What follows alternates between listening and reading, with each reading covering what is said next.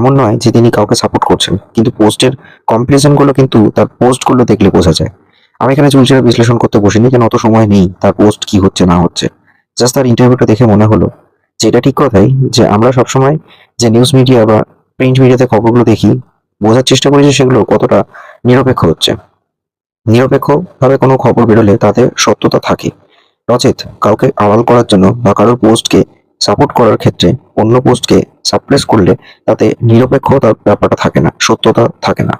যেটা ঠিক কথাই, একজন সাংবাদিক হিসেবে তার সত্যতা বা নিরপেক্ষতা বজায় রাখাটা খুবই ইম্পর্টেন্ট, যাতে সাধারণ মানুষ আসল খবরটা জানতে পারে।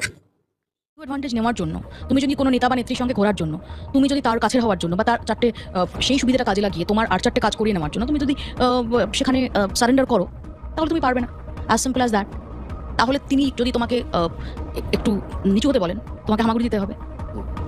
আর তুমি যদি কাজটা যদি তোমার কাজ রিলেটেডই থাকে, ডেফিনেটলি হেল্প তো আমরাও চাই, কাজের ক্ষেত্রে আমরা হেল্প চাই না। আমি যার কাছ থেকে খবর চাইছি সেটাও আমি তার কাছ থেকে হেল্প চাইছি, বাট তুমি যদি সেটার মধ্যে সীমাবদ্ধ রাখো, তাহলে তোমাকে ওই ধারে ধরে হামাগুড়ি দেওয়ানোটা ইটস ডিফিকাল্ট।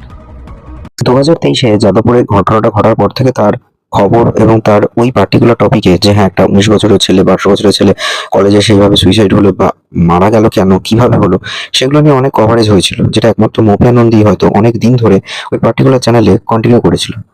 এটা ঠিক কথাই, তার বলার ধরন বা নিরপেক্ষতা, এমনকি 2024-এ ভোটের সময় অজিত গাঙ্গুলির সাথে তার কন্ট্রোভার্সি, সেগুলো সবারই চোখে পড়েছে। কিন্তু হঠাৎ করে আমি একটা জিনিস বুঝে পেলাম না, 24-এ যখন এই আরজিকর ইস্যুটা হয়েছিল, কই তখন তো তাকে দেখিনি এতটা সক্রিয় হতে।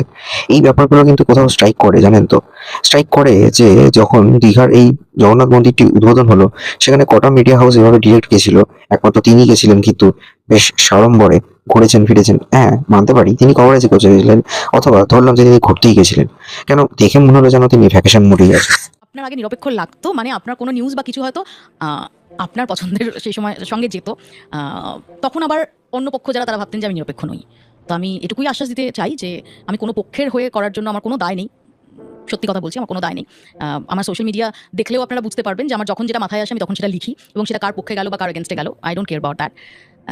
কিন্তু মুশকিল হচ্ছে এখন নিরপেক্ষ হওয়ার সংজ্ঞাটা হয়ে গেছে যে আমি যেটা ভাবছি বা যাকে পছন্দ করছি এটা তার ফেভারে যাচ্ছে কিনা। আমরা সবাই চেষ্টা করে থাকি যে কোনটা সঠিক সেটা ক্রস চেক করা। বেসিক্যালি এখন দিন তো এরকমই পড়েছে যে পার্টিকুলার একটা চ্যানেলে একটা খবর দেখছি, সেই চ্যানেলে সেই খবরটা যে সঠিকভাবে দেখাচ্ছে কিনা তা তো জানি না। ইভেন দেখা যায় যে কোনো একটা খবর পার্টিকুলার কোনো একটা চ্যানেলে বেশি করে দেখানো হচ্ছে, অথচ সেই বিষয় নিয়ে অন্য কোনো চ্যানেলে তো দেখাচ্ছে না, সেখানে অন্য কিছু একটা চলছে।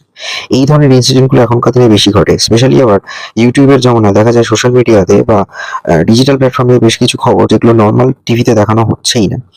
যেমন এই যে আরজি করে কেস চলাকালীন কি কি খরচ পড়লো ডাক্তারদের